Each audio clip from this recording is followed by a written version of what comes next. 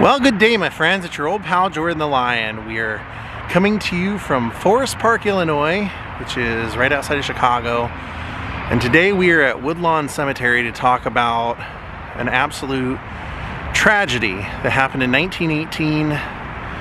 Many of the people that were involved were never identified. No one will ever know who they were. But I feel like we should stop and pay our respects while we're here. So, Daze with Jordan the Lion and you all, it begins right now.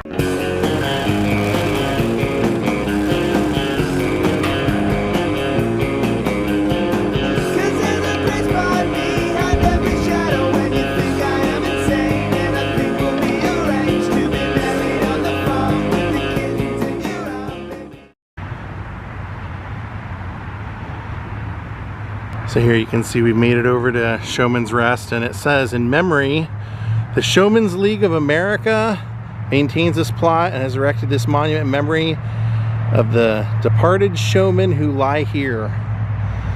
So all of these headstones and graves are people that were involved in the circus. And so they all can be together forever. But what we came out here for specifically, and this is a nice headstone, they always have the elephant as kind of like the show of respect. But down here, there's actually a headstone that talks about a really horrifying calamity that happened 1918. You can see as we walk along, these all say unknown. Unknown male number 30, unknown male 29, and so on. And then as you get over here, you have a couple of plots that have names. You'll see over here, one just named Baldy, 4-horse driver. That was of course not their names, but the sad thing about it is that the people that were involved in this, many of them were never identified. People will never know who they were.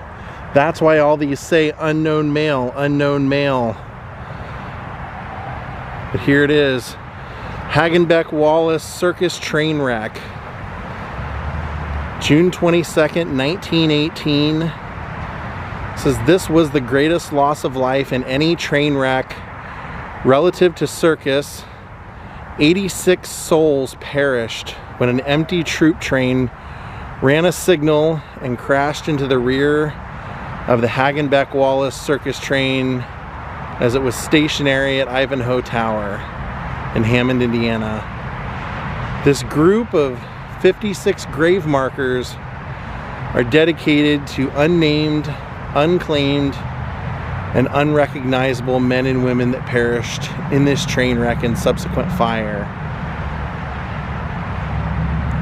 There's so many sad stories. They said that in the entire time of the HAGENBECK WALLACE Circus, they never missed a show except the show following this.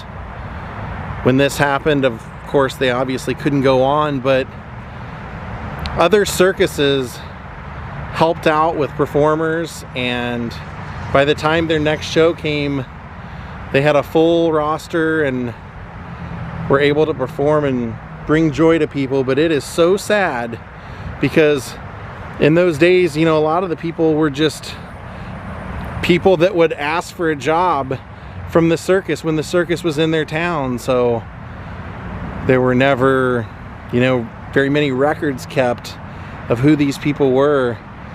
But there's a famous story about a clown who lost his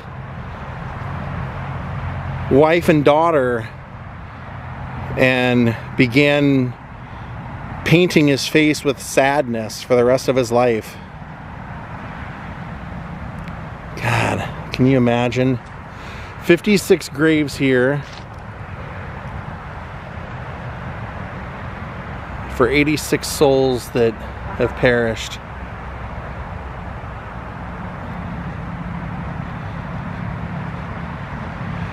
I'm glad to see that they're remembered by the community. Pretty heartbreaking.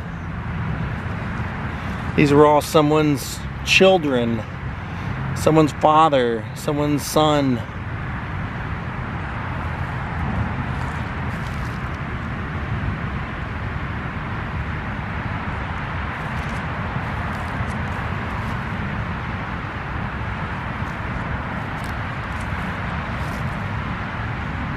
I mean, you got to remember this was a different time where joining the circus was an adventurous lifestyle, and you know, people that didn't have anything else planned, it was something that you could do that was spontaneous, and it was you know, you just never knew what was going to happen next. And it's sad that these poor people lost their lives. They were apparently had just finished a performance in Michigan City, Indiana, and they were on their route to Hammond.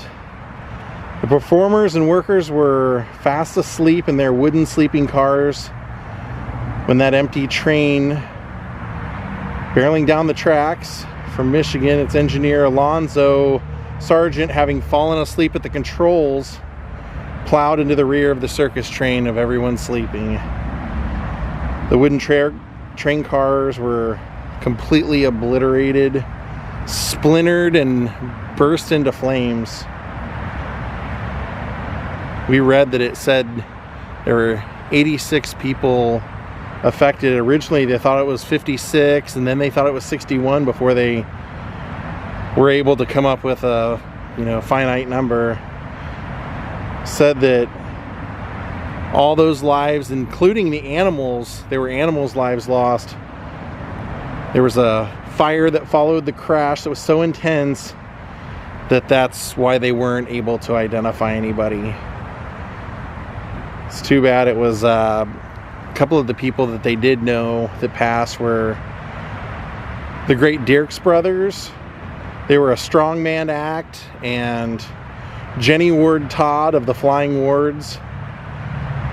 But they were all pretty much buried here, and if they didn't know what their name was, if they weren't bald, or you know, some of the names that we saw, they got labeled as unknown male or 4-horse trainer, or whatever, you know, whatever it was that they were known for. So at least here in town, this cemetery is for all people of the circus that have perished, and people that, like me, who appreciate the lifestyle and the entertainment, can come out and pay our respects to people that were lost so long ago. I've been walking around just kind of looking around, and there are people that have been buried from 1918 till this is the most recent that I'm seeing, 2015. Honey. Well, my friends, if you'd never heard of this disaster, I hope that this was interesting to you and helps you to appreciate the lifestyle. But thank you all for watching. We will call it a day. Have a great night, and goodbye.